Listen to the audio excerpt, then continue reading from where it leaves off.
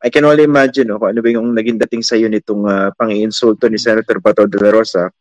Nag-apologize na siya for that insult and for threatening to slap you. Pero pag-usapan muna natin yung naging dating sa iyo bilang isang tao, bilang isang kongresista nung pang-insultong sinabi ni Bato de la Rosa.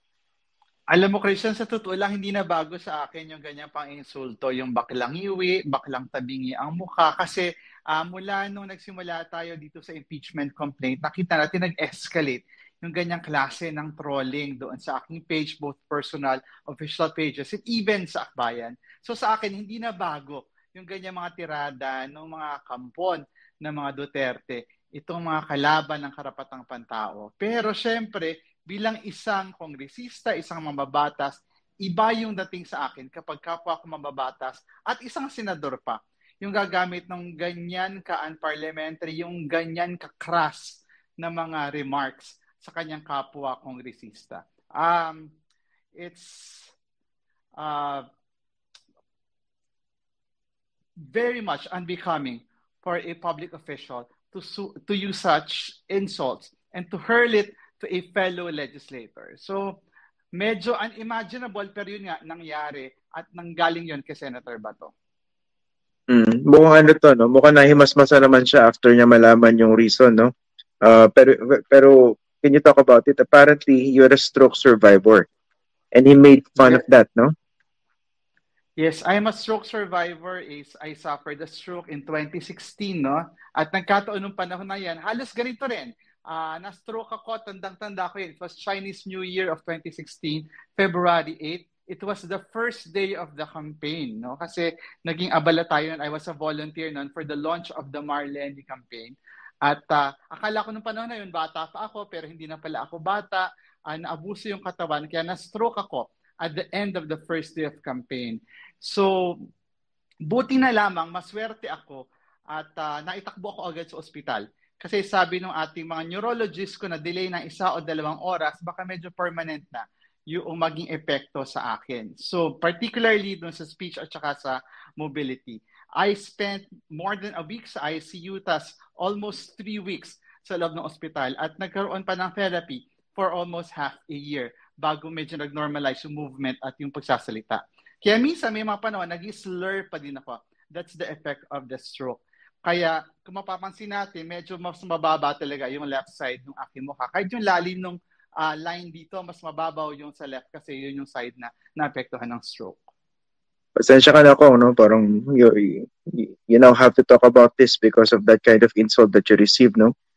Pero yung ganyan, ano ba yung mga leksyon na pwede mapulot dito, especially if you're a public official, insulting another elected official. Yung pag-usapan natin leksyon dito. Again, napaka-uncomfortable nitong conversation natin dahil ba't mo ka lang pag-usapan yan, hindi naman dapat, di ba, in public. Anyway, yung mga leksyon, ano bang pwedeng mapulot dito? Well, una bilang mga public officials, siyempre we hold ourselves to a higher standard pagdating sa diskurso. At habang sinasabi natin na tayo ay nasa positions of influence and power, dapat ginagamit natin ito para dun sa pinakamahalaga na core value na isang political figure o public official, yung tinatawag nating pagmamalasakit sa kapwa. At nakita natin dito sa sinabi ni Senator Bato, talagang nawala yung pagmamalasakit, nawala yung pagtingin sa kapwa bilang kapwa.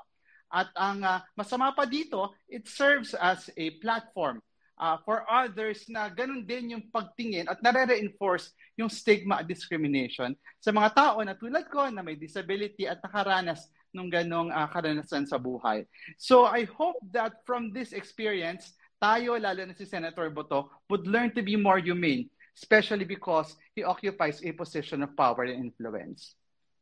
Anong dating sa'yo, Congressman, nung kanyang apology? Nag-apologize siya yan, di ba? Pero does it make it right? Yung maling ginawa niya? Well, I welcome the apology of Senator Bato at sana mag-apologize din siya dun sa mga libo-libo pang mga Pilipino na naging biktima din ng stroke at naging survivor din ng stroke. Kasi sa totoo lang, itong kanyang pag-humiliate dun sa aming disability, sa aming health condition, hindi lang naman yun sa akin para yun sa maraming tao. At nare-reinforce talaga nun yung stigma na gawin kaming katatawanan.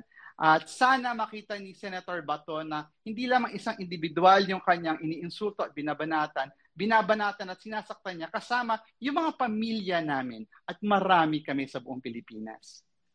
Ano pala naging reaction ng mga mahal mo sa buhay, Congressman, after this? Nung madinig na rin pang insulto ni Bato? Umuwi ako sa nanay ko kahapon. No? So pagdating ko sa probinsya, pinagluto ako ng nanay ko ng labong at saka saluyot. So my mother is a very strong woman. Siya ay isang religious leader sa masarap. Siya ay isang religious leader. Siya ay leader ng mga senior citizens sa aming barangay. At siya ay nagturo sa akin ng aktivismo. So that's her way of saying na kinakailangan lakasan ng loob, tibayan ng dibdib, at saka harapin pa headstrong.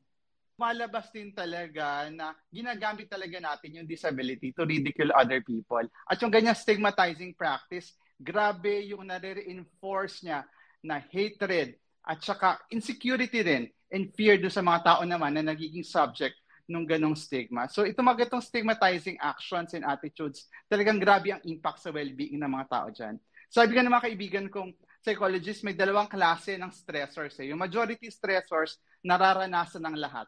So madaling pag-usapan, madaling ihinga kasi merong iba na kapareho ng karanasan mo. At merong minority stressors. Yung stressors tulad ng stigma at discrimination na ilan lang ang nakakaranas kaya hindi naiintindihan ng iba at yun yung mas mabigat dalhin. So hindi naman tayo balat sibuyat Christian. Ang sinasabi lamang natin dito ay tayo na nasa ganitong posisyon na gagawa sa atin ng mga tulad ni Senator Bato, paano pa yung mga ordinaryong mamamayan.